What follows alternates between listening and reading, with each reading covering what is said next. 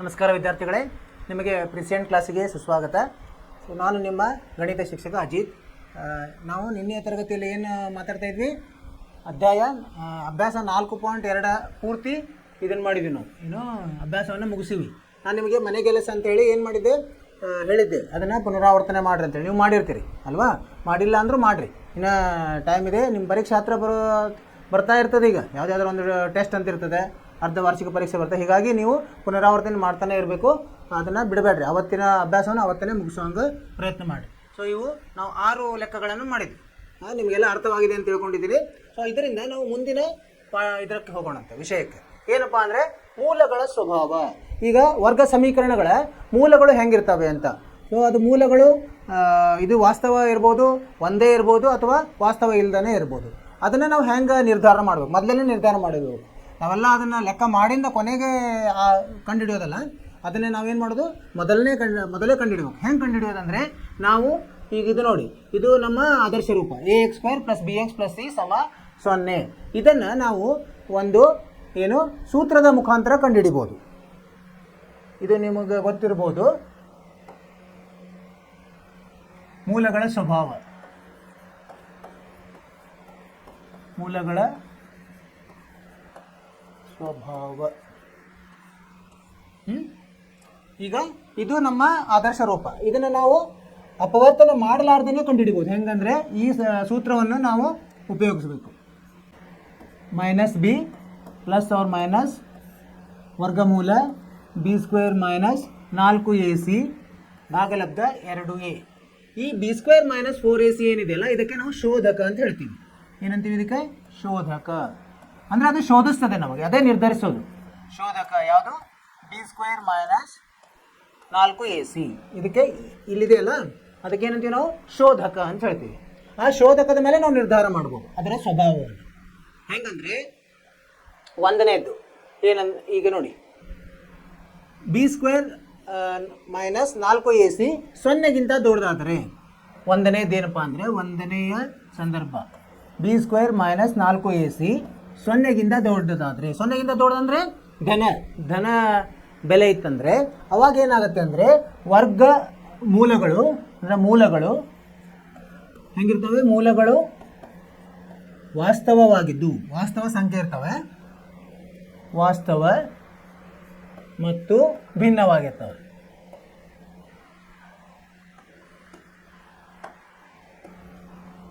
ಮತ್ತು ಭಿನ್ನವಾಗಿರ್ತವೆ ಅಂದರೆ ನಿಮಗೆ ವಾಸ್ತವ ಸಂಖ್ಯೆಗಳು ಬರ್ತವೆ, ಮತ್ತು ಎರಡು ಬೇರೆ ಬೇರೆ ಇರ್ತವೆ. ಅದು ಏನಿರಬೇಕು? ಶೋಧಕ 0ಗಿಂತ ಜಾಸ್ತಿ ಇದ್ದಾಗ ಈ ಬೆಲೆ. ಎರಡನೇದ್ದು ಏನಿದೆ? b² - 4ac ಅಂದರೆ ಶೋಧಕ 0ಗೆ ಸಮ ಇತ್ತಂತ ಕೊಡ್ರಿ. ಅವಾಗ ಏನಾಗುತ್ತೆ? ಮೂಲಗಳು ವಾಸ್ತವವಾಗಿರ್ತವೆ ಮತ್ತು ಸಮವಾಗಿರ್ತವೆ. ಅಂದರೆ ಸಮನಾದ ಮೂಲಗಳಿರ್ತವೆ. ಹೆಂಗೆ ಸಮ ಇರ್ತಾವೆ ಅಂದರೆ ನೋಡಿ, ಈ ಸೂತ್ರದಲ್ಲಿ ಇದು ಪೂರ್ತಿ ಪದ 0 ಆಗಿಬಿಟ್ರೆ ಏನಾಗುತ್ತೆ? ಬರೀ ಉಳಿಯೋದೇನು? ಮೈನಸ್ ಅಂದರೆ ಋಣ b ಭಾಗಲಬ್ಧ 2a ಉಳಿತದೆ. ಹೀಗಾಗಿ ಸಮ ಅಂದ್ರೇನು? ಒಂದೇ ನಿಮಗೆ ವರ್ಗಮೂಲ ಸಿಗ್ತದೆ, ಅದನ್ನು 2 ಸಲ ಬರೆಯೋದು ನಾವು. ಅರ್ಥವಾಯಿತು? ಈಗ ಮೂರನೇದು ಒಂದಿದೆ. ಮೂರನೇದು ಏನಂದರೆ, ಇದು b² - 4ac 0ಗಿಂತ ಕಡಿಮೆ ಆಯ್ತರ, 0ಗಿಂತ ಕಡಿಮೆ ಇದ್ರೆ ಏನಾಗುತ್ತೆ? ಅವಾಗ ವಾಸ್ತವ ಮೂಲ ಇರೋದಿಲ್ಲ. ವಾಸ್ತವ ಮೂಲಗಳು ಇರುವುದಿಲ್ಲ. ವಾಸ್ತವ ಅಂದರೆ ಅದಕ್ಕೆ ವಾಸ್ತವ ಇರೋಂಗಿಲ್ಲ, ಮೂಲಗಳು ಇರುವುದಿಲ್ಲ.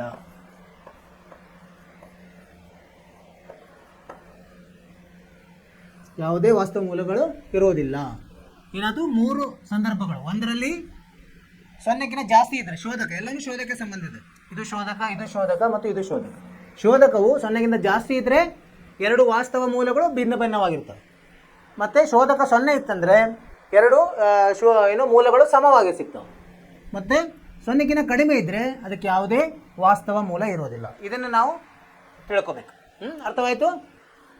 ಇದ್ರ ಮೇಲೆ ಕೆಲವೊಂದು ಲೆಕ್ಕಗಳಿವೆ, ಅದನ್ನು ಮಾಡೋಣ ಆಮೇಲೆ ಮುಂದೋಗೋಣಂತೆ.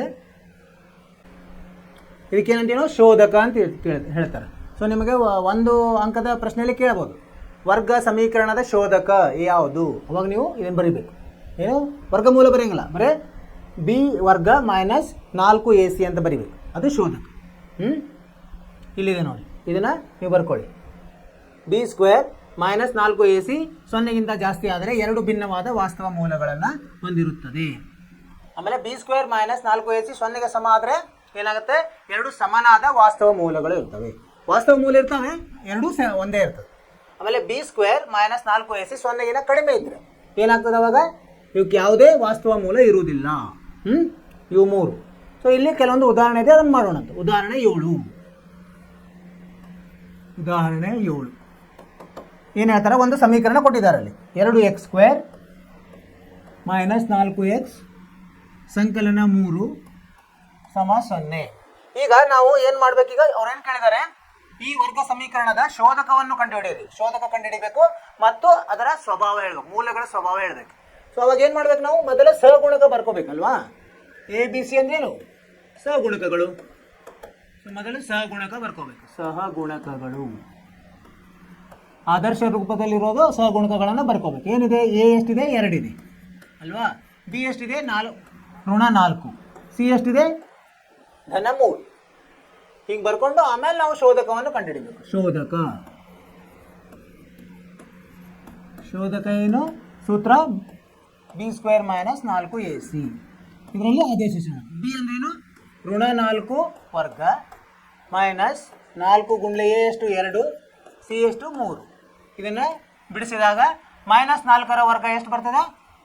ಧನ 16. ಆಮೇಲೆ ಇದು ಏನು ಬಂತು? 4 × 8 8 3 24. ಎಷ್ಟು ಬಂತು ಇಲ್ಲಿ? -8 ಬಂತು. -8 ಎಲ್ಲಿ ಬರ್ತದೆ? 0ಗಿಂತ ಕಡಿಮೆ ಇದೆ. ಋಣ 8 0ಗಿಂತ ಕಡಿಮೆ. ಸೊ ಈಗೇನು ಬರೀಬೇಕು ನಾವು? ಇಲ್ಲಿ ಬಿ ಸ್ಕ್ವೇರ್ ಮೈನಸ್ 4ac ಅಂದರೆ ಶೋಧಕ ಏನದ? 0ಗಿಂತ ಕಡಿಮೆ ಇದೆ. ಆದ್ದರಿಂದ ಯಾವುದೇ ವಾಸ್ತವ ಇಲ್ಲಿದೆ. ಮೂರನೇದಿತ್ತಲ್ಲ, ವರ್ಗ ದತ್ತ ಸಮೀಕರಣಕ್ಕೆ ಅಂದರೆ ಕೊಟ್ಟಿರೋದು, ಸಮೀಕರಣಕ್ಕೆ ಯಾವುದೇ ವಾಸ್ತವ ಮೂಲ ಇಲ್ಲ, ವಾಸ್ತವ ಮೂಲಗಳಿಲ್ಲ ಅಂತ ಬರಿಬೇಕು. ಇದು ಬರೆದ್ರೆ ನಮ್ಮ ಉತ್ತರ. ಶೋಧಕದ್ದು ಉತ್ತರ ಇದು, ಶೋಧಕ. ಆಮೇಲೆ ಇದು ಅದರ ಏನು ಹೇಳಿದ್ದಾರೆ ಅವರು? ಸ್ವಭಾವ. ಇದು ಸ್ವಭಾವ ನೋಡಿ.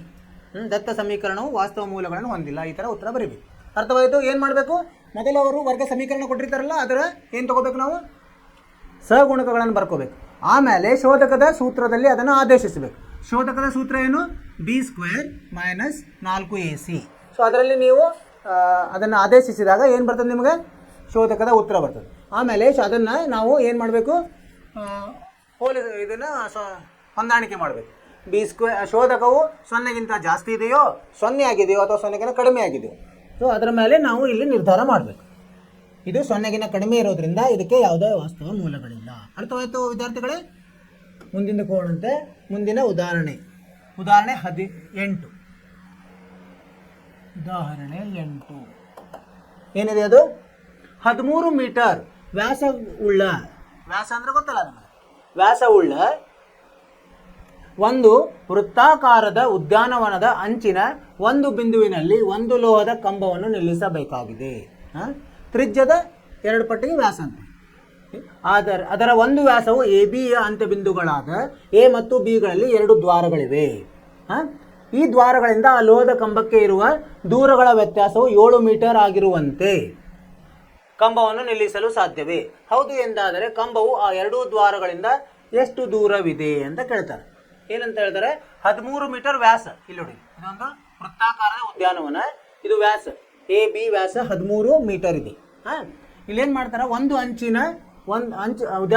ಒಂದು ಬಿಂದುವಿನಲ್ಲಿ ಒಂದು ಲೋಹದ ಕಂಬವನ್ನು ನಿಲ್ಲಿಸಬೇಕಾಗಿದೆ. ಎಲ್ಲ ಇಲ್ಲೆಲ್ಲೋ ನಿಲ್ಲಿಸಬೇಕಾಗಿದೆ, ಸರಿನಾ? ನಿಲ್ಲಿಸಬೇಕಾಗಿದೆ. ಅದರ ಒಂದು ವ್ಯಾಸ ಎ ಬಿಯ ಅಂತ್ಯಬಿಂದುಗಳಾದ ಎ ಮತ್ತು ಬಿಗಳಲ್ಲಿ 2 ದ್ವಾರಗಳು, ಇಲ್ಲೊಂದು ದ್ವಾರ ಇದೆ, ಇಲ್ಲೊಂದು ದ್ವಾರ ಇದೆ. ಆ ದ್ವಾರಗಳಿಂದ ಈ ಲೋಹದ ಕಂಬಕ್ಕೆ ಇರುವ ದೂರಗಳ ವ್ಯತ್ಯಾಸ ಅಂದರೆ ಇವು 2 ದೂರಗಳ ವ್ಯತ್ಯಾಸ ಅಂದರೆ ಎ ಪಿ ದೊಡ್ಡದಿದ್ರೆ ಅಂದರೆ ಎ ಪಿ ಅಂದರೆ ಕಳೆದ್ರೆ ಎ ಪಿ ವ್ಯವಕಲನ ಬಿ ಪಿ ಎಷ್ಟಿರುತ್ತೆ 7 ಮೀಟರ್ ಇರಬೇಕು. ಸಾಧ್ಯವೇ ಅಂದರೆ ನಾವೇನು ಮಾಡಬೇಕು, ಮೊದಲು ವರ್ಗ ಸಮೀಕರಣ ಮಾಡಿ ಅದರ ಮೂಲಗಳು ಸಿಗ್ತಾವೆ ಇಲ್ಲ ಅಂತ ನೋಡಿದರೆ ನಮ್ಗೆ ಗೊತ್ತಾಗ್ತದೆ. ಸೊ ಅವಾಗ ಏನು ಮಾಡಬೇಕು, ಇಲ್ಲಿ ನೋಡಿ ಈಗೇನು ಮಾಡೋಂತ ಎಲ್ಲಿ ನಾವು ಕಂಬ ಹಾಕಬೇಕು ಅದು ಪಿ ಅಂತ ಇಟ್ಕೊಂಬಿಡಂತೆ, ಸರಿನಾ. ಅಂದರೆ ಬಿ ಎಂಬುದು ಕಂಬದ ಅಪೇಕ್ಷಿತ ಸ್ಥಾನವಾಗಲಿ ಹಾಗೂ ದ್ವಾರ ಬಿ ಇಂದ ಇಲ್ಲಿಂದ ಎಕ್ಸ್ ಇದ್ದರೆ ಇದು ಎಕ್ಸ್ ಅಂತ ತಿಳ್ಕೊಂಬಿಡ, ಚಿಕ್ಕದಿದೆಯಲ್ಲ ಅದನ್ನ ಎಕ್ಸ್ ಅಂತ ತಿಳ್ಕೊಂಬಿಡಂತೆ. ಅವಾಗ ಎ ಪಿ ಎಷ್ಟಾಗುತ್ತೆ, A P minus B P ಎಷ್ಟು ಕೊಟ್ಟಿದ್ದಾರೆ, 7 ಮೀಟರ್ ಕೊಟ್ಟರು. ಹೀಗಾಗಿ ಎ ಪಿ ಏನಾಗುತ್ತೆ, ಬಿ ಪಿ ಪ್ಲಸ್ 7 ಆಗುತ್ತೆ. ಅಂದರೆ ಬಿ ಪಿ ಅಂದರೆ ಎಕ್ಸ್ ಹಿಡ್ಕೊಂಡಿವಿ, ಎಕ್ಸ್ ಪ್ಲಸ್ 7 ಆಗುತ್ತೆ.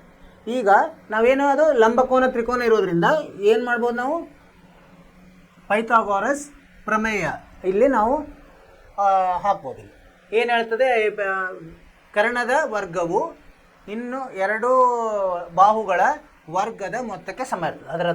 ಅದರ ಮೇಲೆ A P square plus P B square ಸಮ ಎ ಬಿ ಸ್ಕ್ವೇರ್ ವರ್ಗ, ಎ ಪಿ ವರ್ಗ ಪ್ಲಸ್ ಪಿ ಬಿ ವರ್ಗ ಸಮ ಎ ಬಿ ವರ್ಗ.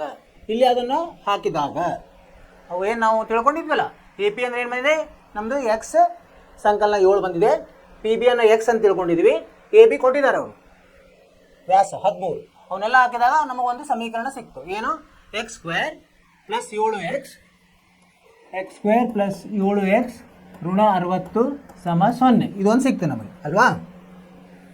ಈಗ ಇದು ಸಾಧ್ಯವೇ ಅಂದರೆ ವಾಸ್ತವ ಮೂಲ ಇದೆಯೋ ಇಲ್ಲೋ ಅಂತ ನಾವೇನು ಮಾಡಬೇಕು, ಶೋಧಕವನ್ನು ಮಾಡಬೇಕು. ಸೊ ಅದಕ್ಕಿಂತ ಮೊದಲು ನಾವೇನು ಮಾಡಬೇಕು, ಸಹಗುಣಕಗಳನ್ನು ಬರ್ಕೊಂಡ್ಬಂದು. ಏನು ಸಹಗುಣಕ, ಎ ಎಷ್ಟು 1, ಬಿ ಎಷ್ಟು 7, ಸಿ ಎಷ್ಟು -60, ಸರಿನಾ. ಈಗ ಶೋಧಕವನ್ನು ನೋಡೋಣ. ಶೋಧಕ ಸಮ ಬಿ ಸ್ಕ್ವೇರ್ ಮೈನಸ್ 4ac.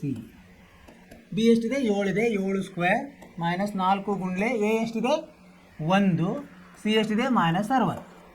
ಇದೆಷ್ಟಾಯಿತು, 7 7 49 ಆಯಿತು. ಇದು ಇಲ್ಲಿ ಋಣ ಗುಣಿಸಿದರೆ ಏನಾಗ್ತದೆ, ಧನ ಆಗ್ತದೆ. 6 4 240 ಆಯಿತು.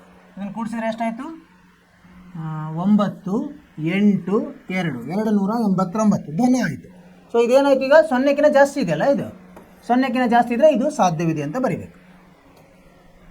ಈ ದತ್ತ ಸಮೀಕರಣವು ನಾವು ಮಾಡ್ಬೋದು. ಆಮೇಲೆ ಮೂಲಗಳನ್ನು ಕಂಡುಹಿಡಿಬೋದು. ಮೂಲಗಳನ್ನು ಹೆಂಗೆ ಕಂಡುಹಿಡಿತೀವಿ ನಾವು, ಎಕ್ಸ್ ಸಮ ಮೈನಸ್ ಬಿ ಪ್ಲಸ್ ಅಥವಾ ಧನ ಅಥವಾ ಋಣ ಸ್ಕ್ವೇರ್ ರೂಟ್ ಆಫ್ ಅಂದರೆ ವರ್ಗಮೂಲ B square minus 4ac ಭಾಗಲಬ್ಧ 2a. ಇಲ್ಲಿಯನ್ನು ನಾವು ಇದನ್ನು ಆದೇಶವನ್ನು ಬಿ ಅಂದರೆ ಎಷ್ಟಿದೆ, 7 ಇದೆ, -7 ಆಯಿತು. ಈಗ ಬಿ ಸ್ಕ್ವೇರ್ ಮೈನಸ್ 4ac ಇಲ್ಲಿ ಕಂಡುಹಿಡಿದಿದೆ, ಅದನ್ನು ಹಾಕೋಣ. ಋಣ 289 ವರ್ಗಮೂಲ 2 ಗುಂಡ್ಲೆ 1, ಇದೇನಾಯಿತು -7 ಪ್ಲಸ್ ಅವ್ರ ಮೈನಸ್ 289 ವರ್ಗ ಎಷ್ಟು, 17 ಭಾಗಲಬ್ಧ 2. ಅಂದರೆ ಇದನ್ನು ಬಿಡಿಸಿದಾಗ ಏನಾಗ್ತದೆ, -7 ಪ್ಲಸ್ 17 ಅಂದರೆ -7 ಪ್ಲಸ್ 17 ಭಾಗಲಬ್ಧ 2 ಅಥವಾ -7 ಮೈನಸ್ 17 ಭಾಗಲಬ್ಧ 2. ಇದೇನಾಗ್ತದೆ, 17ರಲ್ಲಿ 7 ಹೋದರೆ 10 ಭಾಗಲಬ್ಧ 2 5 ಆಗ್ತದೆ. ಇಲ್ಲಿ ಏನಾಗ್ತದೆ, ಅಥವಾ ಇದು -24 -12 ಆಯಿತು. ಈಗ ಇದೇನು ಬಂತು, ನಮ್ಮದು ಎಕ್ಸ್ ಬಂತು ಅಲ್ವಾ. ಯಾವುದು ಎಕ್ಸ್ ಅಂದರೆ ಯಾವ್ದು ಹಿಡ್ಕೊಂಡಿದ್ದೀವಿ ನಾವು, ಪಿ ಬಿ. ಆದರೆ ಇದು ಋಣ ಇದ್ದದ್ದು ನಮಗೆ ಅಳತೆ ಇರೋದ್ರಿಂದ ಧನ ಮಾತ್ರ ಇಡ್ಬೋದು. ಹೀಗಾಗಿ ಅದರ ಹೇಳ್ಬೋದು ನಾವು. ಎಕ್ಸ್ ಅಂದರೆ ಇದು 5, ಇದು ಎಷ್ಟಾಗ್ತದೆ, 5 ಪ್ಲಸ್ 7, 5 ಸಂಕಲನ 7 ಅಂದರೆ ಇದು 12 ಆಗ್ತದೆ. ನೋಡಿ ಇಲ್ಲಿ 5 12 ಆಗ್ತದೆ. ಆ ಥರ ಉತ್ತರ ಬರೀಬೋದು. ಅರ್ಥ ಆಯಿತು. ಮೊದಲು ಅವರೇನು ವಾಕ್ಯದಲ್ಲಿ ಕೊಟ್ಟಿದ್ದಾರಲ್ಲ ಅದನ್ನು ಸಮೀಕರಣಕ್ಕೆ ಮಾಡ್ಕೋಬೇಕು. ಮಾಡಿಂದ ಒಂದು ಸಮೀಕರಣ ಬರ್ತದೆ, ನಮ್ಮ ವರ್ಗ ಸಮೀಕರಣ. ಆ ವರ್ಗ ಸಮೀಕರಣದಲ್ಲಿ ಸಹಗುಣಕಗಳನ್ನೆಲ್ಲ ಬರ್ಕೊಂಡು ಅದರ ಶೋಧಕವನ್ನು ಮೊದಲು ಪರೀಕ್ಷಿಸಬೇಕು. ಶೋಧಕ ಏನು, ನಮಗೆ ಧನ ಬರಬೇಕು, ಇಲ್ಲಾದರೆ 0 ಬರಬೇಕು.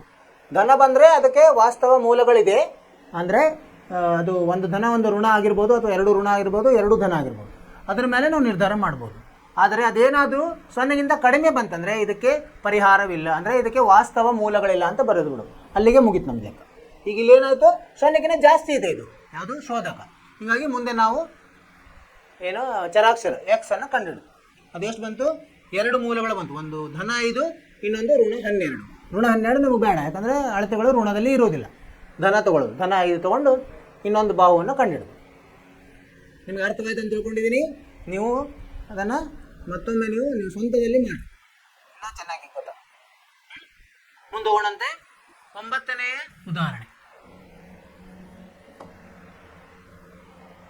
ಉದಾಹರಣೆ 9 ಏನು ಹೇಳ್ತಾರೆ ಓದೋಣ. 3x² ಮೈನಸ್ 2x ಪ್ಲಸ್ 1/3 ಸಮ 0 ಸಮೀಕರಣದ ಶೋಧಕವನ್ನು ಕಂಡುಹಿಡಿಯಿರಿ ಮತ್ತು ಇದರಿಂದ ಮೂಲಗಳ ಸ್ವಭಾವವನ್ನು ವಿವೇಚಿಸಿ ಅವು ವಾಸ್ತವ ಸಂಖ್ಯೆಗಳಾಗಿದ್ದರೆ ಅವುಗಳನ್ನು ಕಂಡುಹಿಡಿಯಿರಿ. ಮೊದಲೇನು ಮಾಡ್ಬೇಕು, ನಾವು ಶೋಧಕ ಕಂಡುಹಿಡಬೇಕು, ಆಮೇಲೆ ಅದನ್ನು ಮೂಲಗಳ ಸ್ವಭಾವ ಕಂಡುಹಿಡಬೇಕು. ಸ್ವಭಾವದಲ್ಲಿ ವಾಸ್ತವವಾಗಿ ಬಂತಂದರೆ ನಾವು ಅದನ್ನು ಮತ್ತೆ ಕಂಡುಹಿಡಬೇಕು. ಸೊ ಇದು 3 ಲೆಕ್ಕ ಇದೆ, ಮಾಡೋಣ. ಏನಾಯ್ತು ಈಗ ಬರ್ಕೊಂಬಂತೆ. ಮೊದಲೇ 3x² ಋಣ 2x ಧನ 1/3 ಸಮ 0. ಇದ್ರೇನು ಮಾಡೋಕೆ ಇದು ವರ್ಗ ಸಮೀಕರಣ ಇದ್ದಂಗಿದೆ. ಆದರೆ ಇಲ್ಲಿ ನೋಡಿ 1/3 ಇರೋದ್ರಿಂದ ನಮಗೆ ಮುಂದೆ ಏನಾದರೂ ಇದು ಸರಳೀಕರಣ ಮಾಡಲಿಕ್ಕೆ ಸಮಸ್ಯೆ ಆಗ್ಬೋದು. ಅದಕ್ಕೆ ಈಗ ಸರಳ ಮಾಡ್ಬೋದು. ಏನು ಮಾಡೋಣಂತೆ, 3ರಿಂದ ಗುಣಿಸೋಣಂತೆ ಎಲ್ಲ ಕಡೆ. 3ರಿಂದ ಗುಣಿಸಿದಾಗ ಏನಾಗ್ತದೆ, 3ರಿಂದ ಗುಣಿಸಿದಾಗ ಇದು 9x² ಮೈನಸ್ 6x ಪ್ಲಸ್ 1 ಸಮ 0 ಆಗ್ತದೆ. ಇದು ನಮ್ಮದು ಈಗ ವರ್ಗ ಸಮೀಕರಣ ಆಯಿತು. ಈಗ ಶೋಧಕ ಕಂಡುಹಿಡಲಿಕ್ಕೆ ಏನು ಮಾಡ್ಬೇಕು, ನಾವು ಸಹಗುಣಕಗಳನ್ನು ಬರ್ಕೋಬೇಕು. ಸಹಗುಣಕಗಳು ಏನಾಗುತ್ತೆ ಇಲ್ಲಿ, a 9 b ಋಣ 6. ಚಿಹ್ನೆಗಳು ತುಂಬ ಮುಖ್ಯ, ಚಿಹ್ನೆ ಏನು ಬಿಡೋಂಗಿಲ್ಲ, ಬರೀ 6 ಅಂತ ಬರೆಯೋಂಗಿಲ್ಲ, ಋಣ ಇದ್ದರೆ ಋಣ ಬರಿಬೇಕು. c 1 ಸಿಕ್ಕು. ಈಗ ಶೋಧಕವನ್ನು ಕಂಡುಹಿಡಿಯೋಣ. ಶೋಧಕ ಏನಾಯಿತು, ಇದರ ಸೂತ್ರ b² ಮೈನಸ್ 4ac. ಇಲ್ಲಿ ಬಿ ಇದ್ದಲ್ಲಿ ಏನು ಹಾಕ್ಬೇಕು ನಾವು, ಋಣ 6 ವರ್ಗ ಮೈನಸ್ 4 ಗುಂಡ್ಲೆ ಎ ಎಷ್ಟಿದೆ 9 ಇದೆ ಮತ್ತು ಸಿ ಎಷ್ಟಿದೆ 1 ಇದೆ. ಮುಂದೆ ಹೋಗೋಣಂತೆ. ಮೈನಸ್ 6 ವರ್ಗ ಏನಾಗುತ್ತೆ, ಧನ 36. ಯಾಕಂದರೆ ಋಣ ಗುಂಡ್ಲೆ ಋಣ ಧನನೇ ಬರ್ತದೆ. ಮೈನಸ್ ಇದು 36 ಅಂದರೆ 0 ಆಯಿತು.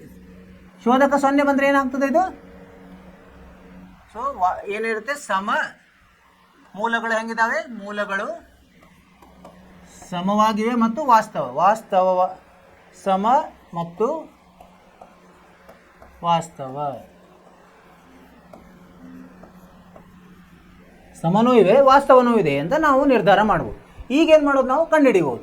ಸೂತ್ರವನ್ನು ಉಪಯೋಗಿಸೋಣ. ಸೂತ್ರ ಏನು ಹೇಳ್ತದೆ, ಎಕ್ಸ್ ಸಮ minus b plus or minus plus ಅಥವಾ ಧನ ಅಥವಾ ಋಣ ವರ್ಗಮೂಲ b² ಮೈನಸ್ 4ac ಅಂದರೆ ಇದು ಶೋಧಕ ಭಾಗಲಬ್ಧ 2a. ಈಗೇನಿದೆ, ಇದು ಶೋಧಕ 0 ಇರೋದ್ರಿಂದ ಇದೆಲ್ಲ ನಾವೇನು ಹಾಕೋ ಕಾರಣ ಇಲ್ಲ. ಸೊ ಬಿ ಇದ್ದಲ್ಲಿ ಮಾತ್ರ ಹಾಕೋಣಂತೆ. ಬಿ ಏನಿದೆ, ಋಣದ್ದು ಋಣದನ್ನು ಮತ್ತೆ ಋಣ 2 ಋಣ ಹಾಕ್ಬೇಕು. ಯಾಕಂದರೆ ಇಲ್ಲಿ ಒಂದು ಋಣ ಇದೆ, ಬಿನೂ ಋಣನ ಇದೆ. ಭಾಗಲಬ್ಧ 2 ಗುಂಡ್ಲೆ ಎ ಎಷ್ಟಿದೆ 9 ಇದೆ. ಸರಿನಾ? ಏನು ಬಂತಿದ್ದು, ಋಣ ಗುಂಡ್ಲೆ ಋಣ ಧನ 6 ಭಾಗಲಬ್ಧ 18. 6 1 6 3 1 ಭಾಗಲಬ್ಧ 3 ಬಂತು. ಅಂದರೆ 1 ಬಂತಂದ್ರೆ ಒಂದೇ ಇರೋದ್ರಿಂದ ನಾವೇನೇನು ಬರಿಬಹುದು, ಮೂಲಗಳು 2 ಸಲ ಬರೆದ್ಬಿಡೋದು. ಅದನ್ನೇ 1 ಭಾಗಲಬ್ಧ 3 ಇನ್ನೊಂದು 1 ಭಾಗಲಬ್ಧ 3 ಅಂತ ಬರೀಬೇಕು. ಅರ್ಥವಾಯಿತು ವಿದ್ಯಾರ್ಥಿಗಳೇ? ಏನಂದರೆ ಮೊದಲು ಅವ್ರು ಸಮೀಕರಣ ಕೊಟ್ಟಿರ್ತಾರಲ್ಲ, ಅದನ್ನು ಸರಳ ಮಾಡ್ಕೊಳ್ಳೋದು, ಆದರ್ಶ ರೂಪದಲ್ಲಿ ಮಾಡಿಕೊಂಡು ಸರಳ ಆತಂದರೆ ನಮಗೆ ಅದರ ಸಹಗುಣಕಗಳು ಸರಳವಾಗಿ ಸಿಗ್ತದೆ. ಆ ಸಹಗುಣಕಗಳನ್ನು ಉಪಯೋಗಿಸಿ ನಾವೇನು ಮಾಡಬೇಕು, ಶೋಧಕವನ್ನು ಕಂಡುಹಿಡಬೇಕು. ಶೋಧಕವನ್ನು ನಾವು ಹೋಲಿಸಬೇಕು. ಇದಕ್ಕೆ ಅದು 0ಗಿಂತ ಜಾಸ್ತಿ ಇದೆಯೋ ಕಡಿಮೆ ಇದೆಯೋ 0 ಆಗಿದೆಯೋ. ಸೊ ಇಲ್ಲೇನಿದೆ, ಇಲ್ಲಿ 0 ಆಗಿದೆ. ಅದು ಶೋಧಕ 0 ಆದರೆ ಏನು, ಅದಕ್ಕೆ ನಾವು ಒಂದು ಇದನ್ನು ಬರೀಬೇಕು, ಅದರ ಸ್ವಭಾವ ಏನು, ಮೂಲಗಳ ಸ್ವಭಾವವು ಸಮ ಮತ್ತು ವಾಸ್ತವವಾಗಿದೆ. ಆಮೇಲೆ ಸೂತ್ರದಲ್ಲಿ ಹಾಕಿ ಅದನ್ನು ಮೂಲಗಳನ್ನು ಕಂಡುಹಿಡಿಬೇಕು. ಸೂತ್ರ ಇದು. ಇಲ್ಲಿ ಏನಾಗಿದೆ, ಶೋಧಕ 0 ಇರೋದ್ರಿಂದ ಕೇವಲ ನಾವು ಬಿ ಮತ್ತು ಎ ಅನ್ನು ನಾವು ಆದೇಶಿಸಬೇಕು, ಉಳಿದದ್ದು 0 ಆಗ್ತದೆ. ಸೊ ಅದನ್ನು ನಾವು ಸರಳ ಮಾಡಿದಾಗ 1/3 ಆಗ್ತದೆ. 1/3 2 ಸಲ ಬರೆಯೋದು, ಸಮ ಇರೋದ್ರಿಂದ 2 ಸಲ ಅದನ್ನು ಬರೆದ್ರೆ ತಪ್ಪಿಲ್ಲ. ಅರ್ಥವಾಯಿತು ವಿದ್ಯಾರ್ಥಿಗಳೇ? ಈ ಥರನೇ ಇರ್ತಾವೆ ಲೆಕ್ಕಗಳು. ನಿಮಗೆ ಉದಾಹರಣೆ ಆಯ್ತು. ಈಗ ಮುಂದೇನಿದೆ, ಅಭ್ಯಾಸ, ಅದನ್ನು ಮಾಡೋಣ. ಈಗ ಇದಕ್ಕಿಂತ ಮೊದಲು ಒಂದು ದೃಶ್ಯವನ್ನು ನೋಡಲಿಕ್ಕೆ ಪ್ರಯತ್ನ ಮಾಡೋಣಂತೆ, ದೃಶ್ಯ ಮಾಧ್ಯಮವಾಗಿ. ಈಗ ನೋಡಿ, ಇಲ್ಲೇನು ಸ್ವಭಾವ ಇದೆ. ಸೊ ಮೊದಲು ಆ ಸೂತ್ರದ ಮೇಲೆ ಒಂದಿದೆ, ಅದನ್ನು ನೋಡೋಣಂತೆ, ಅಥವಾ ಸ್ವಭಾವ ಮೇಲೆ ನೋಡಿ ಅಲ್ಲಿ ಮಾಡೋಣ.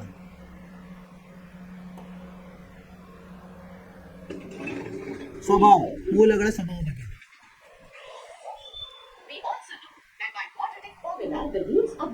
ಸೂತ್ರ ಇದು.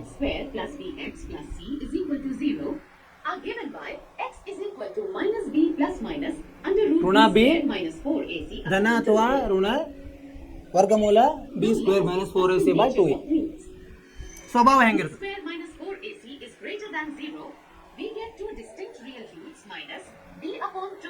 ಬೇರೆ ಬೇರೆ ಆದಂತ ವಾಸ್ತವ ಮೂಲಗಳು ಸಿಗ್ತವೆ ಯಾವಾಗ ಬಿ ಶೋಧಕವು 0ಕ್ಕಿಂತ ಜಾಸ್ತಿ ಇದ್ರೆ.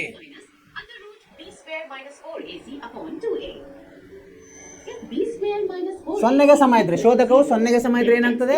ಎರಡು ಸಮವಾದ ನಮಗೆ ಮೂಲಗಳು ಸಿಗ್ತವೆ, ವಾಸ್ತವವಾಗಿರುತ್ತೆ ಇರ್ತವೆ. ಈಗ ನಾವು ನೇರವಾಗಿ ಈ ಸೂತ್ರವನ್ನು ಹಾಕಬಹುದು. ಶೋಧಕ 0 ಆದಾಗ ಯಾವುದು ಬರುತ್ತದೆ? ಎರಡು ಒಂದೇ ಇರ್ತವೆ. ಮೈನಸ್ ಬಿ ಬೈ ಭಾಗಲಬ್ಧ 2a ಬರ್ತದೆ.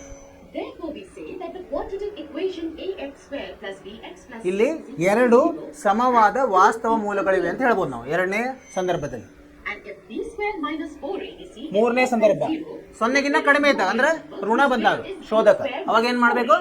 ಅವಕ್ಕೆ ಯಾವುದೇ ವಾಸ್ತವ ಮೂಲಗಳಿಲ್ಲ ಅಂತ ಬರ್ದ್ಬಿಡೋದು, ನಮ್ಗೆ ಮುಗಿದ ಕೆಲಸ.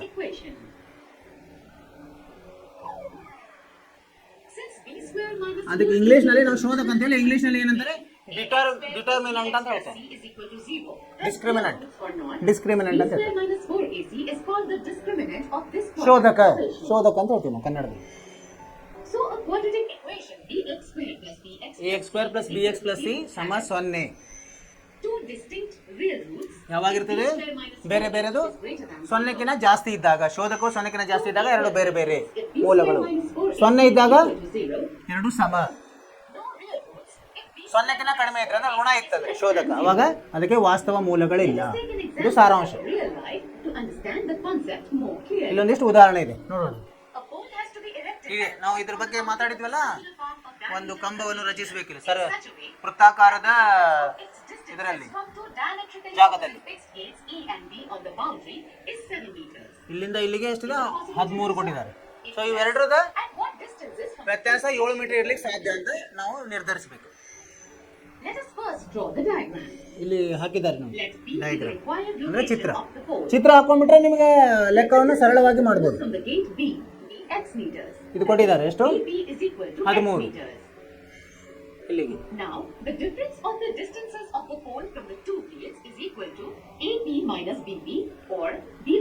ಯಾವುದು ದೊಡ್ಡದಿರ್ತದೆ ಅದು ಚಿಕ್ಕದಕ್ಕೆ ಅವರು ಏನೋ ವ್ಯತ್ಯಾಸ ಏನು ಹೇಳಿದ್ದಾರೆ?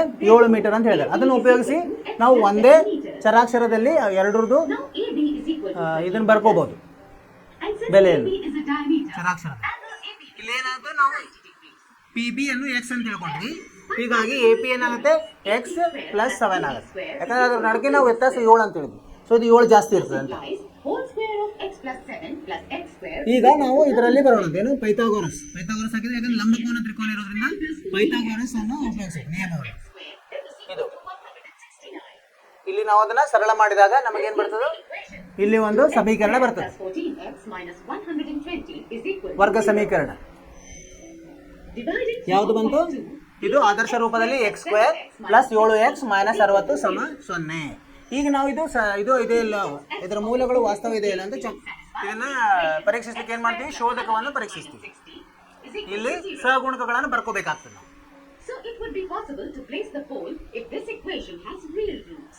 ವಾಸ್ತವ ಮೂಲಗಳು ಇರಬೇಕು ಅದಕ್ಕೆ. ಸೊ ಅದನ್ನ ಕಂಡುಹಿಡಿಯೋಣ ಅಂತೀವಿ.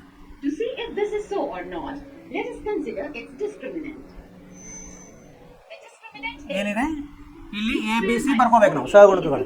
ಆಮೇಲೆ B² - 4ac ಕಂಡು ಹಿಡ್ಕೋಬೇಕು. ಇಲ್ಲಿ ಕಂಡು ಹಿಡಿದಾಗ ಏನ್ ಬಂತು? 289 ಬಂತು. ಅದೇನಿದೆ? 0ಕ್ಕಿಂತ ಜಾಸ್ತಿ ಇದೆ ಅಂದ್ರೆ ಇದಕ್ಕೆ ವಾಸ್ತವ ಮೂಲ ಇದೆ ಅಂತ ನಾವು ನಿರ್ಧರಿಸಬಹುದು. ಅಂದ್ರೆ ಇದು ಸಾಧ್ಯತೆ ಇದೆ, ಈ ತರ ನಾವು ಮಾಡೋದು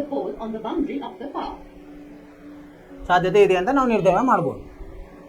ಆಮೇಲೆ ಅದನ್ನ ಸೂತ್ರ ಇದೆಯಲ್ಲ, ಅದರಿಂದ ನಾವು ಮೂಲಗಳನ್ನು ಕಂಡುಹಿಡಿಯಬಹುದು.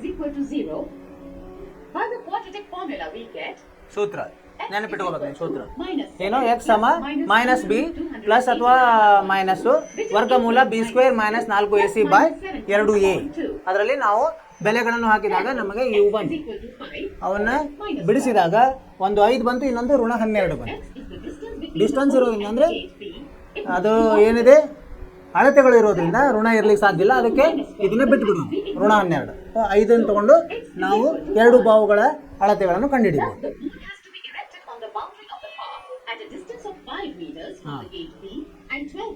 ಇದೇ ಉತ್ತರ. ಸಾಧ್ಯತೆ ಇದೆ ಅಂತ. ಇದು ನಿಮ್ಗೆ ಅರ್ಥ ಆಯ್ತಲ್ಲ. ಹೀಗೆ ದೃಶ್ಯ ಮಾಧ್ಯಮ ಇತ್ತಂದ್ರೆ ಏನಾಗ್ತದೆ ನಿಮಗೆ ಇನ್ನೂ ಚೆನ್ನಾಗಿ ಅರ್ಥ ಆಗ್ತದೆ. ಈಗ ಸೂತ್ರದ ಮುಖಾಂತರ ನಾವು ಅದರ ಪರಿಹಾರವನ್ನು ಕಂಡುಹಿಡಿಯೋದು.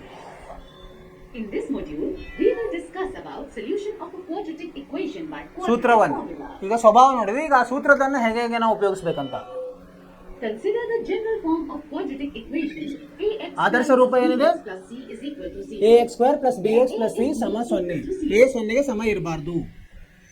ಇದರಲ್ಲಿ ಎಲ್ಲದಕ್ಕೂ ಎರಡು ಬಾಜು a ದಿಂದ ಭಾಗಿಸಿದಾಗ ಏನು ಸಿಗ್ತದೆ ನಮಗೆ, x² + b/a x + c/a = 0 ಸಿಗ್ತದೆ. ಆಮೇಲೆ ಇಲ್ಲಿ ಮೂಲಗಳನ್ನು ಕಂಡುಹಿಡಿಯೋದು ಅಂದ್ರೆ ಅಪವರ್ತನ ಮಾಡೋದು. ಅಪವರ್ತನ ಮಾಡಿದಾಗ ನಾವು ಇದು ನಿಮಗೆ ಇದಕ್ಕಿಲ್ಲ, ಆದ್ರೆ ಇದು ಹೆಂಗ್ ಬಂತಂತ, ಈ ಸೂತ್ರ ಹೇಗೆ ಬಂತಂತ ನಾವು ಹಾಗೆ ನಮ್ಮ ಜ್ಞಾನ ಸಲುವಾಗಿ ಈ ತರ ಬರ್ತದೆ. ಅಂದ್ರೆ ವರ್ಗವನ್ನು ಪೂರ್ಣಗೊಳಿಸುವುದ ಇದು ವಿಧಾನ.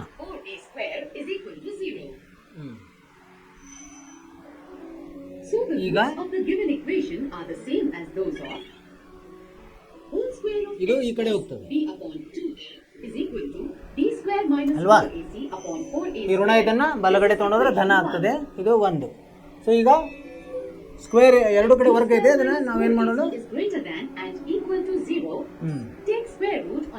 ಎರಡು ಕಡೆ ಏನ್ ಮಾಡೋದು, ವರ್ಗಮೂಲಗಳನ್ನು ತಗೊಂಡ್ರೆ ಏನಾಗ್ತದೆ, x + b/a ಪ್ಲಸ್ ಅಥವಾ ಮೈನಸ್ ವರ್ಗಮೂಲ b² - 4ac/2a ಆಗ್ತದೆ. ಸೊ ಈ b/a ನ ಆ ಕಡೆ ತಗೊಂಡು ಅಂದ್ರೆ -b ಆಗುತ್ತೆ. -2a ಎರಡು ಏನಿದೆ ಛೇದಗಳು 2a ಇರೋದ್ರಿಂದ ಅದನ್ನ ಒಂದೇ ಬರಿಬಹುದು. ಇದೇ ಅದರ ಸೂತ್ರ.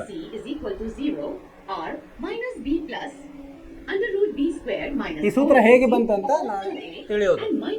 ಅದೇ ನಿಮ್ಗೆ ಅದನ್ನ ಸಾಧಿಸ್ಲಿಕ್ಕೆ ಹೇಳಲ್ಲ, ನೀವು ನೆನಪಿಟ್ಕೋಬೇಕು, ಸೂತ್ರವನ್ನು ನೆನಪಿಟ್ಕೋಬೇಕು.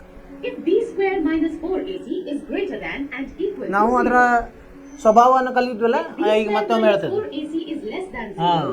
ಅದೇನಾದ್ರೂ 0ಗಿನ ಕಡಿಮೆ ಆಯ್ತು, ಶೋಧಕ ಇದು ಶೋಧಕ, ಇಲ್ಲಿ ಇದೆಲ್ಲ ಶೋಧಕ 0ಗಿನ ಕಡಿಮೆ ಆಯ್ತಂದ್ರೆ ಅದಕ್ಕೆ ವಾಸ್ತವ ಮೂಲ ಇರುವುದಿಲ್ಲ.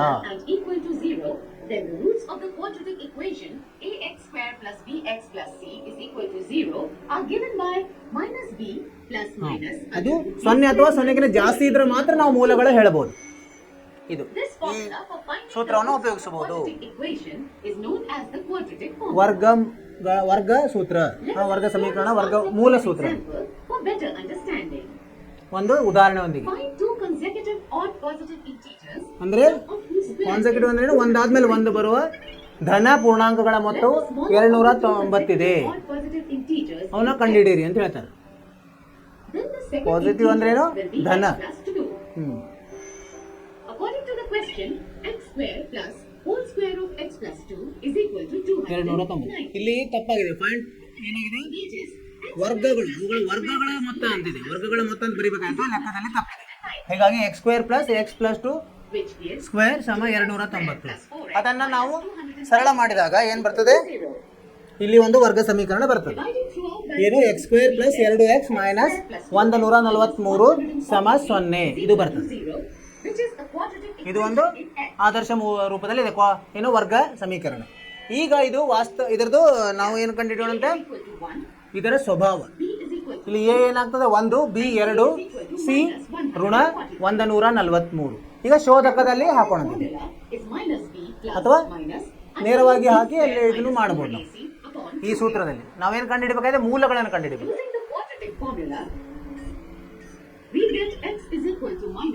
ಇದು ಏನು ನಾವು ಆದೇಶಿಸಿದಾಗ ಈ ತರ ಬರ್ತದೆ, ಋಣ 2 ಪ್ಲಸ್ ಮೈನಸ್ ವರ್ಗಮೂಲ 4 ಪ್ಲಸ್ 572 ಭಾಗಲಬ್ಧ 2. ಅದನ್ನ ಸರಳ ಮಾಡಿದಾಗ ಏನ್ ಬರ್ತದೆ, 546 ವರ್ಗಮೂಲ 24. ಈಗ 2 ವಾಸ್ತವ ಮೂಲಗಳು ಬರ್ತಾವೆ, ಯಾಕಂದ್ರೆ ಇಲ್ಲಿ ಶೋಧಕ ಏನಿದೆ ಧನವಾಗಿದೆ. ಧನ ಇರೋದ್ರಿಂದ ನಾವು 11 ಅಂತ ಹೋಗೋದು, 11, 13 ಅಂತ ನಿರ್ಧಾರ ಮಾಡಬಹುದು. 2 ಧನ ಪೂರ್ಣಾಂಕಗಳು 11, 13. ಸರಿ, ಅರ್ಥವಾಯ್ತು. ಉತ್ತರವನ್ನು ನಾವು ತಾಳೆ ನೋಡಬಹುದು. 11 ವರ್ಗ plus ಸಂಕಲನ 13 ವರ್ಗ ಎಷ್ಟು ಬರ್ತದೆ 290. ಅದೇ ಅವರು ಹೇಳಿದ್ದಾರೆ. which is also same as given in question. ಪ್ರಶ್ನೆಯಲ್ಲಿ ಇದೇ ಕೊಟ್ಟಿದ್ದಾರೆ. ಹೀಗಾಗಿ ದೃಶ್ಯ ಮಾಧ್ಯಮಗಳ ಮುಖಾಂತರ ನೋಡಿದರೆ ನಮಗೆ ಇನ್ನೂ ಜಾಸ್ತಿ ಅರ್ಥ ಆಗ್ತದೆ. ಸರಿ, ಈಗ ನಮ್ಮ ಇದು ಈ ಜ್ಞಾನದಿಂದ ನಾವೇನು ಮಾಡೋಣ, ಈಗ ಅಭ್ಯಾಸ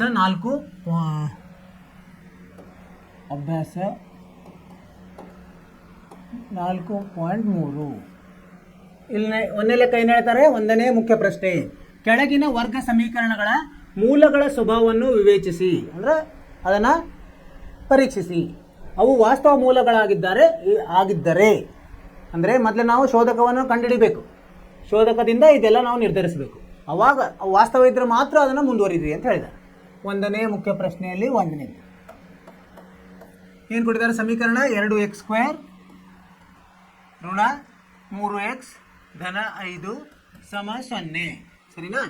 ಈಗ ನಾವೇನು ಬರೀಬೇಕು, ಪರಿಹಾರ ಹೆಂಗೆ ಮಾಡಬೇಕು, ಸಗುಣಕಗಳನ್ನು ಬರ್ಕೋಬೇಕು. a ಸಮ 2, b ಸಮ -3, c ಸಮ 5 ಆಯಿತು.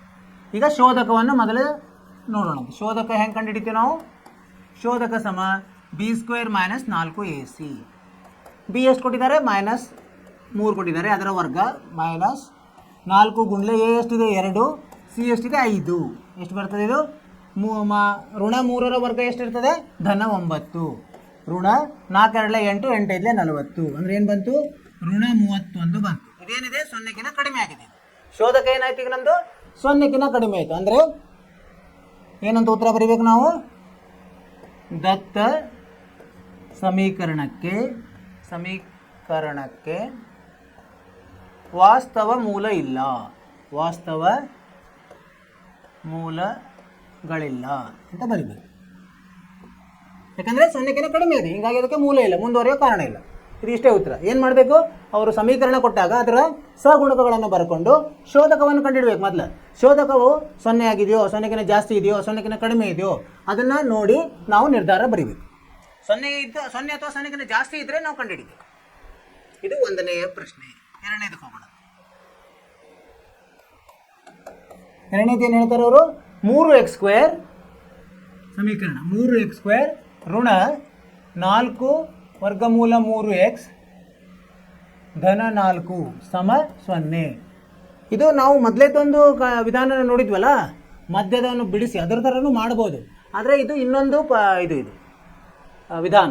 ಇದನ್ನು ನಾವು, ಇದು ಸರಳವಾಗಿದೆ, ಇದನ್ನು ಮಾಡ್ಬೋದು. ಇದು ಏನೋ ಸೂತ್ರವನ್ನು ನೆನ್ಪಿಡ್ಬೇಕು ಅಷ್ಟೇ ನಾವು. ಇಲ್ಲಿ ಪರಿಹಾರ ಏನು ಬರ್ಕೋಬೇಕು, ಮೊದಲು ಸಹಗುಣಕಗಳು. a ಎಷ್ಟಿದೆ 3, b ಎಷ್ಟಿದೆ, ಇದು ನೋಡಿ ಇಲ್ಲಿ ಗುಣ 4 ವರ್ಗಮೂಲ 3 ಪೂರ್ತಿ ಬರ್ಕೋಬೇಕು. ಎಕ್ಸ್ಗೆ ಏನು ಗುಣ ಆಗಿದೆಯೋ ಅದನ್ನು ಬರ್ಕೋಬೇಕು. c ಎಷ್ಟು ಬರುತ್ತೆ 4. ಈಗ ಮೊದಲು ಏನು ಮಾಡಬೇಕು, ಶೋಧಕವನ್ನು ಕಂಡುಹಿಡಿಬೇಕು. ಶೋಧಕ ಎಷ್ಟು, ಶೋಧಕ ಸೂತ್ರ b² -4ac. b ಇದ್ದಲ್ಲೇ ಏನು ಹಾಕ್ಬೇಕು ನಾವೀಗ, ಋಣ 4 ವರ್ಗಮೂಲ 3 ವರ್ಗ ಋಣ 4 ಗುಂಡ್ಲೆ a ಅಂದರೆ 3 ಇದೆ, c ಅಂದರೆ 4 ಇದೆ. ಇದನ್ನು ಗುಣಿಸಿದಾಗ ಏನು ಬರ್ತದೆ, 4ದ ವರ್ಗ 16, ವರ್ಗಮೂಲ 3ರದ ವರ್ಗ 3, 16 ಗುಂಡ್ಲೆ 3 ಎಷ್ಟು 48 ಧನ. ಇದು ಋಣ 4 3 12 4 48 ಅಂದರೆ 0 ಆಯಿತು. ಅಂದರೆ ಏನಾಯ್ತು, ಈಗ ಶೋಧಕ 0 ಆದಾಗ ಏನಂತ ಹೇಳ್ತೀವಿ ನಾವು, ಮೂಲಗಳು ಸಮವಾಗಿದೆ ಬರಿಬೇಕಿಲ್ಲ. ಮೂಲಗಳು ಸಮ ವಾಸ್ತವ ಸಂಖ್ಯೆಗಳಾಗಿವೆ ಅಂತ ಹೇಳಬೇಕು. ಈಗ ಅದರ ಏನಂತ ಸೂತ್ರ, ಅದು ಶೋಧಕ 0 ಇರ್ತದೆ, ಬಿಟ್ಟು ಬಿಡೋದು ಅದನ್ನು, ಇದು ಮಾತ್ರ ಬರ್ಕೋಬೋದು. ಇದು ಇಷ್ಟೇ ಇದನ್ನು ಮೂಲದ ಸೂತ್ರ. ಯಾವಾಗ 0 ಆದಾಗ, ಶೋಧಕ 0 ಆದಾಗ ಮಾತ್ರ ಇದು. ಇಲ್ಲಿ ಬಿ ಇದ್ದಲ್ಲೇ ಹಾಕೋಣ. ಎಷ್ಟಿದೆ, ಋಣ 4 ವರ್ಗಮೂಲ 3 ಭಾಗಲಬ್ಧ 2 ಗುಂಡ್ಲೆ a ಎಷ್ಟಿದೆ 3 ಇದೆ. ಇದನ್ನು ಬಿಡಿಸಿದಾಗ ಋಣ ಧನ ಆಯಿತು. 4 ವರ್ಗಮೂಲ 3 ಭಾಗಲಬ್ಧ 2 ಗುಂಡ್ಲೆ 3 ಆಯಿತು. ಇದೇನಾಯಿತು, 2 2 ಇದು ವರ್ಗಮೂಲ 3, ಇಲ್ಲಿ ವರ್ಗಮೂಲ 3 ಉಳಿತದೆ ಇಲ್ಲಿ ಹೋತಂದರೆ. ಅಂದರೆ ಉತ್ತರ ಏನು ಬರ್ತದೆ, 2 ಭಾಗಲಬ್ಧ ವರ್ಗಮೂಲ 3. 2 ಸಲ ಬರಿಬೋದು. ಮೂಲಗಳು ಒಂದೇ ಆಗಿರೋದ್ರಿಂದ ಮೂಲಗಳು 2 ಭಾಗಲಬ್ಧ 3 ಮತ್ತು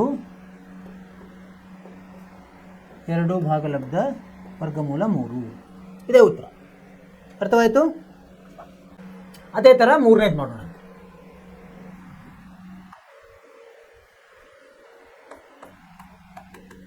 ಮೂರನೇದು ಏನಿದೆ?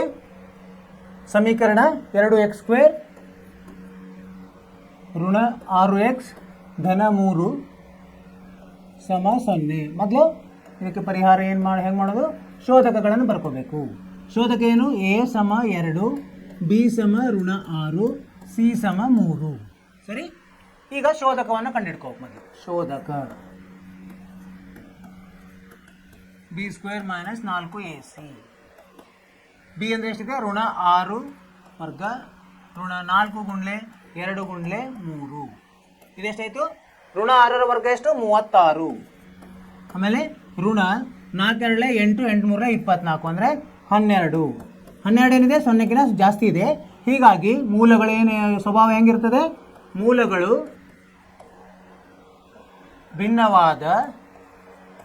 ಭಿನ್ನವಾಗಿ ವಾಸ್ತವವಾಗಿವೆ. ವಾಸ್ತವ ಸಂಖ್ಯೆಗಳು ಅಂದರೆ ಬೇರೆ ಬೇರೆ ಬರ್ತಾವೆ ಅಂತ. ಈಗ ಸೂತ್ರ ಹಾಕಿ ಇದನ್ನು ಕಂಡುಹಿಡಿಬೋದು. ಈಗ ಸೂತ್ರ ಪೂರ್ತಿ ಸೂತ್ರ ಹಾಕಬೇಕು, ಯಾಕಂದರೆ ಶೋಧಕದ ಒಂದು ಬೆಲೆ ಇದೆ. x ಸಮ ಋಣ b ಪ್ಲಸ್ ಅಥವಾ ಮೈನಸ್ ವರ್ಗಮೂಲ b² - 4ac ಭಾಗಲಬ್ಧ 2a. ಇಲ್ಲಿ ಹಾಕಿದಾಗ ಏನಾಗ್ತದೆ? b ಎಷ್ಟಿದೆ? ಋಣ ಇದೆ, ಋಣದ್ದು ಮತ್ತು ಋಣ 6. ಈಗ ಇದನ್ನು ಕಂಡು ಹಿಡಿದೀವಲ್ಲ, b² ಕಂಡು ಹಿಡಿದೀವಿ, ಮತ್ತು ಹಾಕೋ ಕಾರಣ ಇಲ್ಲ. ಎಷ್ಟು ಕಂಡಿದ್ದು? 12. 12 ನೇರವಾಗಿ ಹಾಕೋಣ. ಭಾಗಲಬ್ಧ 2 ಗುಂಡ್ಲೆ a ಎಷ್ಟಿದೆ? 2. ಎಷ್ಟು ಬಂತಿದ್ದು? ಋಣ ಅದು ಮತ್ತು ಕಂಸದಲ್ಲಿ ಋಣ ಅದು ಧನ 6 ಆಯಿತು. ಈಗ ಇದನ್ನು ಹೇಗೆ ಬಿಡಿಸಿದ್ರೆ ಏನಾಗುತ್ತೆ? 4 ಗುಂಡ್ಲೆ 3 ಅನ್ಬೋದು. ಅಂದರೆ 2 ವರ್ಗಮೂಲ 3 ಭಾಗಲಬ್ಧ 4, ಅಥವಾ ಇದು 6 ಋಣ 2 ಭಾಗಲಬ್ಧ 2 ವರ್ಗಮೂಲ 3 ಭಾಗಲಬ್ಧ 4 ಆಯಿತು. ಇದನ್ನೇ ನಾವೇನು ತಗೋಬೋದು? ಇಲ್ಲಿ 2ರಲ್ಲಿ ಭಾಗಿಸಿದಾಗ ಇದೇನು ಬರ್ತದೆ? 2 ಸಂಕಲನ 3 ಭಾಗಲಬ್ಧ 2, ಅಥವಾ 2 ಸಂಕಲನ 2 ಅಲ್ಲ 3 ಆಗ್ತದೆ. 2 3 6 ಅಲ್ಲ. ಇಲ್ಲಿ 2ರಲ್ಲೇ ಭಾಗಿಸಿದಾಗ 2 3 6 ಆಗ್ತದೆ. 3 ಸಂಕಲನ ವರ್ಗಮೂಲ 3 ಭಾಗಲಬ್ಧ 2, ಇಲ್ಲಿ 3 ವ್ಯವಕಲನ ವರ್ಗಮೂಲ 3 ಭಾಗಲಬ್ಧ 2 ಆಗ್ತದೆ. ಇವು 2 ಮೂಲಗಳು. ಸರಿಯಾಗಿದೆಯಾ? ಅರ್ಥವಾಯಿತು? ಏನು ಮಾಡಿದ್ವಿ ನಾವಿಲ್ಲಿ? ಮೊದಲು ಅವರು ಒಂದು ಸಮೀಕರಣವನ್ನು ಕೊಟ್ಟಿದ್ದಾರೆ. ಆ ಸಮೀಕರಣ ಆದರ್ಶ ರೂಪದಲ್ಲಿದ್ದಾಗ ಇಲ್ಲ ಅಂದರೆ ಮಾಡ್ಕೋಬೇಕು, ಇತ್ತಂದರೆ ಅದರ ಸಗುಣಕಗಳನ್ನು ಬರ್ಕೋಬೇಕು. ಆಮೇಲೆ ಶೋಧಕವನ್ನು ಕಂಡುಹಿಡಿಬೇಕು. ಶೋಧಕವನ್ನು ಹೋಲಿಸಬೇಕು. ಅದು 0 ಆಗಿದೆಯಾ, 0ಕ್ಕಿಂತ ಜಾಸ್ತಿ ಆಗಿದೆ, 0ಕ್ಕಿಂತ ಕಡಿಮೆ ಆಗಿದೆ. ಈ ಸಂದರ್ಭದಲ್ಲಿ ಅದೇನಾಗಿದೆ? 12 ಅಂದರೆ 0ಕ್ಕಿಂತ ಜಾಸ್ತಿ ಆಗಿದೆ. ಸೊ ಜಾಸ್ತಿ ಆಗಿರೋದ್ರಿಂದ ಏನಾಯ್ತು? ಅದು ಅದಕ್ಕೆ ಭಿನ್ನವಾದ 2 ಮೂಲಗಳಿರ್ತಾವಂತೆ. ನಾವು ಅದಕ್ಕೆ ಅದರ ಸ್ವಭಾವವನ್ನು ಬರೆದ್ವಿ ನಾವು ಇಲ್ಲಿ. ಇದು ಸ್ವಭಾವ. ಆಮೇಲೆ ಸೂತ್ರದ ಸಹಾಯದಿಂದ ನಾವೇನು ಮಾಡಿದ್ವಿ? ಮೂಲಗಳನ್ನು ಕಂಡುಹಿಡಿದ್ವಿ. ಸೂತ್ರದಲ್ಲಿ ಆ ಬೆಲೆಗಳನ್ನು ಹಾಕಿದ್ವಿ, ಸಹಗುಣಕಗಳ ಬೆಲೆಗಳನ್ನು. ನಮಗೆ ಅದನ್ನು ಸರಳ ಮಾಡಿದಾಗ ಈ ಥರ 2 ಉತ್ತರಗಳು ಬಂದವು. ಇದನ್ನು ಮುಂದುಗಡೆ ಮತ್ತೇನು ಸರಳ ಮಾಡಲಿಕ್ಕೆ ಆಗಲ್ಲ, ಇಷ್ಟೇ ಇದೆ. ವಾಸ್ತವ ಸಂಖ್ಯೆ ಇದಕ್ಕಿಂತ ಮುಂದೆ ಅಭಾಗಲಬ್ಧ ಸಂಖ್ಯೆ ಆಗಿದೆ, ಹೀಗಾಗಿ ಮುಂದೆ ಹೋಗ್ಲಿಕ್ಕೆ ಆಗಲ್ಲ. ಇಷ್ಟೇ ಉತ್ತರ. ಅರ್ಥವಾಯಿತು ವಿದ್ಯಾರ್ಥಿಗಳೇ? ಸರಳವಾಗಿದೆ. ಏನಂದರೆ ನೀವು ಸೂತ್ರವನ್ನು ನೆನಪಿಡಬೇಕು, ಶೋಧಕ ಅಂದರೆ ಏನಂತ ತಿಳ್ಕೋಬೇಕು, ಆಮೇಲೆ ಅದರ ಸ್ವಭಾವವು ನಿಮ್ಗೆ ಗೊತ್ತಿರಬೇಕು. ಅದರಿಂದ ನಿಮಗೆ ಇವು ಲೆಕ್ಕಗಳನ್ನು ಮಾಡಲಿಕ್ಕೆ ಸರಳ ಆಗ್ತದೆ. ಈಗ 1ನೇ ಮುಖ್ಯ ಪ್ರಶ್ನೆ ಮುಗೀತು. ಈಗ 2 3 4 5 ಇದೆ ಇನ್ನು. ಸೊ ಅದನ್ನು ನಾನು ನಿಮಗೆ ಮನೆ ಕೆಲಸ ಕೊಡ್ತಾ ಇದ್ದೀನಿ. ನೀವು ಮನೆಯಲ್ಲಿ ಪ್ರಯತ್ನ ಮಾಡಿರಿ. ನಿಮಗೆ ಏನಾದರೂ ನಿಮಗೆ ಕಠಿಣ ಅನಿಸಿದ್ರೆ, ಬರಲಿಲ್ಲ ಅಂದ್ರೆ ಮುಂದಿನ ಕ್ಲಾಸಲ್ಲಿ ನಾವು ಇದನ್ನು ಹೇಳ್ತೀವಿ. ಅವಾಗ ಅದನ್ನು ಹೋಲಿಕೆ ಮಾಡಿಕೊಡ್ರಿ, ಎಲ್ಲಿ ನಿಮ್ಮದು ತಪ್ಪು ಅಂತ. ಪ್ರಯತ್ನ ಮಾಡಿದಷ್ಟು ನಿಮಗೆ ಏನಾಗ್ತದೆ? ಆತ್ಮವಿಶ್ವಾಸ ಜಾಸ್ತಿ ಆಗ್ತದೆ. ಸರಿನಾ? ಇದನ್ನು ಹೇಳ್ತಾ ಏನು ಮತ್ತೆ ನೀವು ಚೆನ್ನಾಗಿ ಅಭ್ಯಾಸ ಮಾಡಿರಿ. ಆಮೇಲೆ ಬೇರೆ ಬೇರೆ ಉದಾಹರಣೆಗಳನ್ನು ಮಾಡಿರಿ. ಬೇರೆ ಬೇರೆ ಪುಸ್ತಕದಲ್ಲಿ ಸಿಗ್ತಾವೆ ನಿಮಗೆ ಇಂಥ. ಮತ್ತೆ ಬೇರೆ ಬೇರೆ ಥರದ ಅಭ್ಯಾಸಗಳಿಂದ ಉದಾಹರಣೆಗಳು ತೊಗೊಂಡು ಅದನ್ನು ಬಿಡಿಸ್ಲಿಕ್ಕೆ ಪ್ರಯತ್ನ ಮಾಡಿರಿ. ನಿಮ್ಮ ಜ್ಞಾನ ಅಭಿವೃದ್ಧಿ ಆಗ್ತದೆ. ಜ್ಞಾನ ಅಭಿವೃದ್ಧಿ ಆದರೆ ನಿಮ್ಮ ಪರೀಕ್ಷೆಯಲ್ಲಿ ಏನು ಬರ್ತದೆ? ನಿಮಗೆ ಆತ್ಮವಿಶ್ವಾಸ ಬರ್ತದೆ. ಆಮೇಲೆ ನಿಮಗೆ 100ಕ್ಕೆ 100 ನಿಮಗೆ ಒಳ್ಳೆಯ ಫಲಿತಾಂಶ ಬರೋದು ಗ್ಯಾರಂಟಿ. ಮಾಡಿರಿ, ನೀವು ಕಾಳಜಿ ತೊಗೊಳ್ರಿ, ಪಠ್ಯೇತರ ಚಟುವಟಿಕೆಗಳ ಭಾಗವಹಿಸಿರಿ. ಮತ್ತು ಮುಂದಿನ ತರಗತಿಯಲ್ಲಿ ಭೇಟಿಯಾಗೋಣ. ಅಲ್ಲಿವರೆಗೆ ನಿಮಗೆ ಶುಭವಾಗಲಿ. ನಮಸ್ಕಾರ.